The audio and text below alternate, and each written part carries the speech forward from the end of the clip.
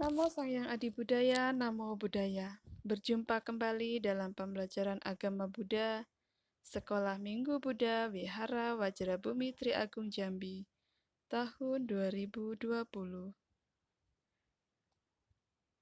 Materi ini ditujukan untuk sekolah menengah pertama. Dengan saya, Marinem. Pemutaran roda Dhamma. 7 minggu sudah Buddha berdiam diri menikmati kebahagiaan penerangan sempurna. Saat beliau berada di kaki pohon Ajapala Banyan, di tepi sungai Neranjara. Ketika itu, muncullah pikiran, Dhamma yang kutemukan ini dalam, sulit dilihat, sulit dimengerti, damai dan mulia.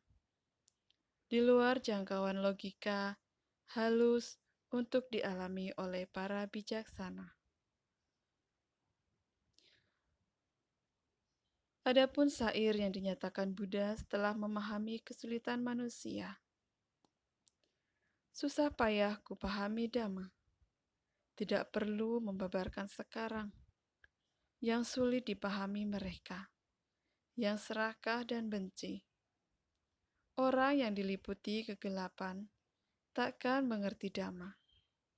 Dhamma menentang arus, sulit dimengerti. Dhamma sangat dalam, halus, dan sukar dirasakan.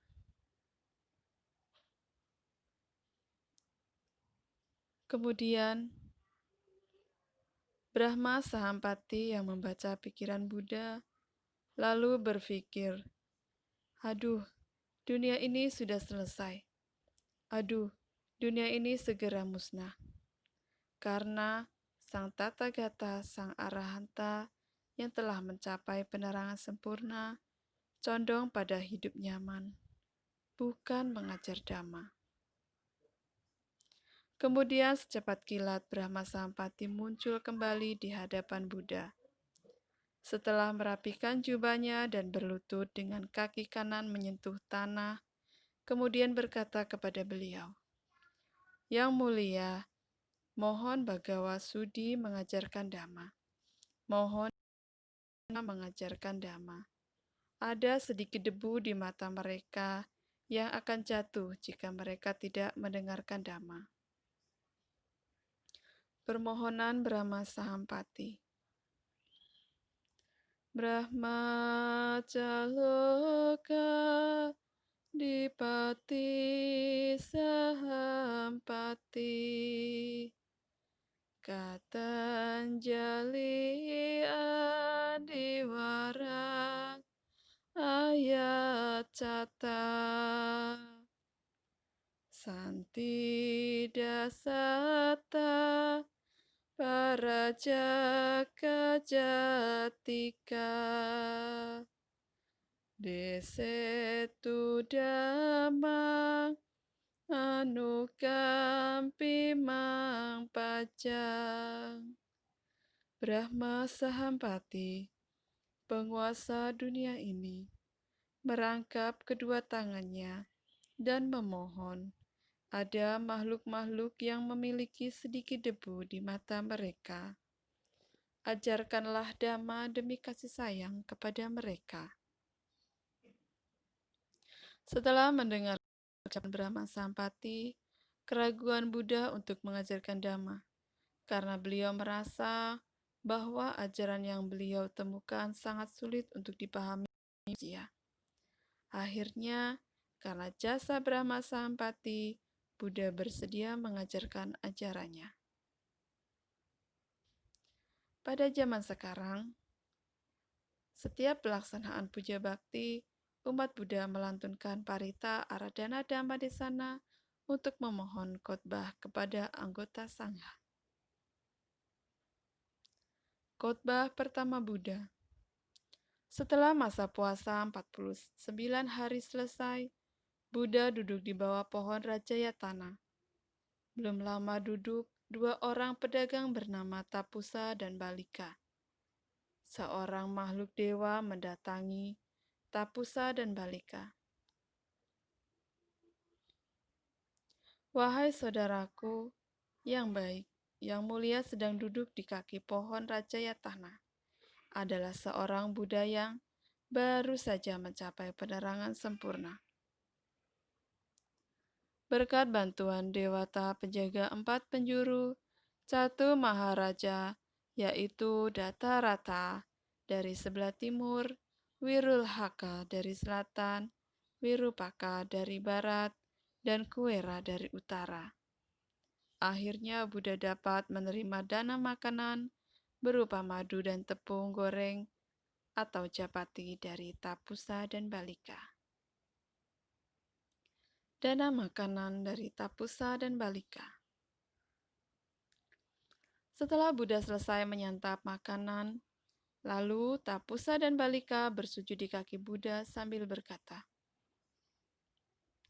"Oh Guru, kami berlindung kepada Yang Mulia dan Dhamma. Biarlah Yang Mulia memperlakukan kami sebagai pengikut awam Yang Mulia sejak hari ini dan sampai maut menjemput kami." Kemudian Tapusa dan Balika memohon diberikan sesuatu untuk dibawa pulang. Buddha mengusap kepalanya dengan tangan kanan dan memberikan beberapa helai rambut, kesa datu, atau relik rambut. Setelah kembali, kemudian Tapusa dan Balika mendirikan pagoda untuk memuja kesa datu. Teringat janjinya kepada Brahma Sampati, hendak mengajarkan Dhamma kepada manusia. Pertama kali, beliau hendak menemui Alaraka Lama yang pernah menjadi gurunya. Kemudian Dewa menghampiri beliau dan memberitahu bahwa Alaraka Lama telah wafat seminggu yang lalu. Demikian pun dengan Udaka Ramaputa yang hendak ditemuinya, baru saja wafat kemarin malam. Setelah melanjutkan perjalanan, beliau menuju Taman Rusa Isipatana, di mana 5 pertapa berdiam, yaitu Kondana, Badia, Wapa, Mahanama, dan Asaji. Tujuan beliau adalah membabarkan damanya yang pertama. Akhirnya, kelima pertapa bersedia mendengarkan damanya, yang disebut Dhammacakkappavattana Sutta. Kelima pertapa dibimbing dan diberi petunjuk oleh Buddha tentang kelahiran, kelapukan, penyakit, kematian, penderitaan, nafsu keinginan, dan memahami sifat kehidupan sesungguhnya.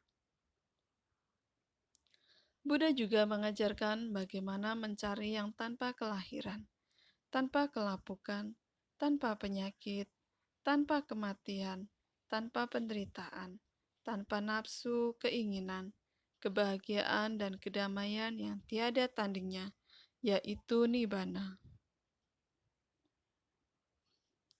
Kemudian Buddha menjelaskan inti Dhammacakkappavattana Sutta, yaitu menghindari 2 hal ekstrim. Hal ekstrim pertama, mengumbar nafsu-nafsu yang hanya dilakukan oleh orang yang masih berkeluarga. Sifat khas dari orang yang terikat kepada hal-hal duniawi, tidak mulia dan berfaedah. Kemudian hal ekstrim kedua, menyiksa diri, menimbulkan kesakitan hebat, juga tidak mulia dan tidak berfaedah. Jalan tengah dengan menghindari kedua hal ekstrim telah kuselami, sehingga kuperoleh pandangan terang, kebijaksanaan, ketenangan, pengetahuan tertinggi, penerangan agung, dan nibbana. Buddha menjelaskan 4 kesunyataan mulia, Cattari Arya Sacani. Kesunyataan mulia tentang duka, dilahirkan, usia tua, sakit, mati, sedih, ratap tangis, gelisah, berhubungan dengan sesuatu yang tidak disukai, dan tidak memperoleh apa yang diinginkan. Kesunyataan mulia tentang asal mula duka, nafsu keinginan yang tidak habis-habisnya, tanha, melekat kepada kenikmatan dan nafsu-nafsu yang diminta, diberi kepuasan. Keinginan untuk menikmati nafsu-nafsu indria, keinginan untuk hidup terus-menerus secara abadi, dan keinginan untuk memusnahkan diri. Selanjutnya, kesunyitaan mulia tentang lenyapnya duka. Nafsu-nafsu keinginan tanha yang secara menyeluruh dapat disingkirkan, dilenyapkan, ditinggalkan, diatasi, dan dilepaskan. Dan kesunyitaan mulia tentang jalan menuju lenyapnya duka. Pikiran benar, ucapan yang benar, perbuatan benar, kehidupan benar, usaha benar, perhatian benar, konsentrasi benar, dan pandangan benar. Demikianlah dhamma yang dibebarkan Buddha kepada 5 orang pertapa di Taman Rusa Isipatana. Setelah mendengarkan dhamma, keduanya memperoleh mata dhamma karena mengerti dengan jelas makna khotbah tersebut dan menjadi seorang sotapana, makhluk suci tingkat ke-1. Merupakan siswa Buddha dan biku pertama yang ditabiskan dengan ucapan Ehi Biku. 2 hari setelah itu, Pertapa Wapa dan Badia memperoleh mata dhamma. 2 hari berikutnya, Pertapa Mahanama dan Asaji pun memahami mata dhamma, dan masing-masing mereka ditabiskan menggunakan kata-kata Ehi Biku. Genap sudah 5 pertapa menjadi biku yang ditabiskan oleh Buddha. Demikianlah khotbah Buddha yang pertama. Semoga bermanfaat. Semoga semua makhluk hidup berbahagia. Sadu, sadu, sadu. Namo Buddhaya.